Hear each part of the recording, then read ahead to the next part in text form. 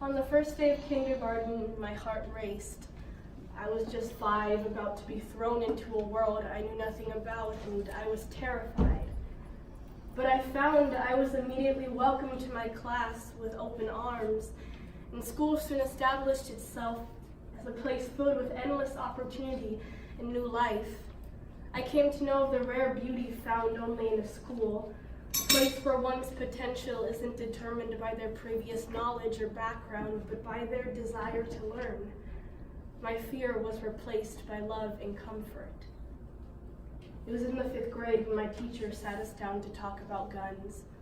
It was December 2012. The shooting at Sandy Hook had just occurred. 2 injured, 28 dead. Our teachers did the best they could to explain to us what had happened, for how do you tell a child of only 10 of such tragedy? It was the first time I had ever heard the word shooting and school in the same sentence. And again, I felt fear. No, not fear of the first day of school, but of danger surrounding me as I played in the schoolyard. My sense of comfort was shattered. 7 years later, that fear has been replaced by a numb sense of awareness. Gone is the shock. Since the shooting at Sandy Hook, there have been at least 239 school shootings, according to the New York Times, along with the Gun Violence Archive. In 2017, the CDC recorded a record number high for gun deaths in the U.S. at 39,773 people killed by guns. The U.S. has a gun problem, and this problem has permeated into our schools. It feels as if we are trapped in an endless cycle of school shootings happening so often we become desensitized to the tragedy that surrounds us. It feels as if there is nothing we can do. But there is. Ladies and gentlemen, I ask you to feel the shock, the sadness, the outrage. I know it is hard. Such constant grief is taxing. It feels as if we must turn off our emotions in order to preserve our sanity. But we cannot lose hope. We must continue to work to uphold the ideals of life, liberty, and the pursuit of happiness. And while Capitol Hill may feel far away, we here in our communities can work to eliminate gun violence. Prevention starts within our schools. Many times the perpetrator of a school shooting is a young person, a recent or current student. Funding schools receive for counseling is insufficient.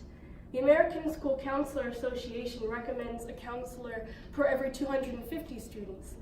California's ratio stands at 1 for every 760. Outreach does make a difference.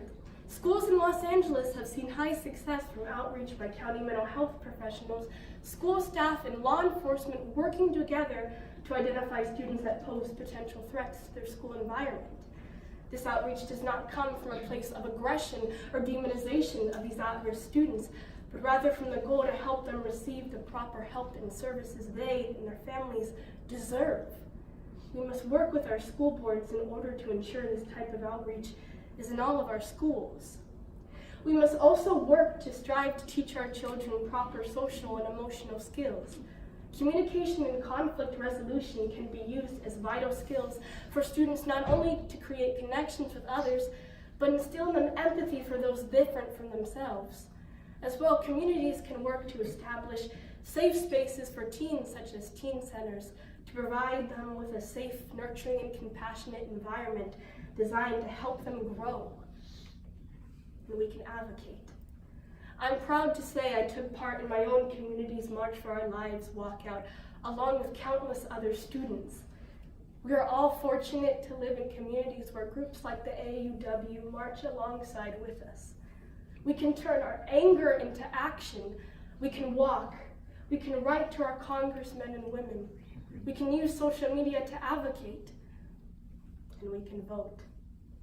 A survey conducted by the Harvard Institute of Politics of Americans 18 to 29 found the issue most likely to send them to vote was that of school shootings.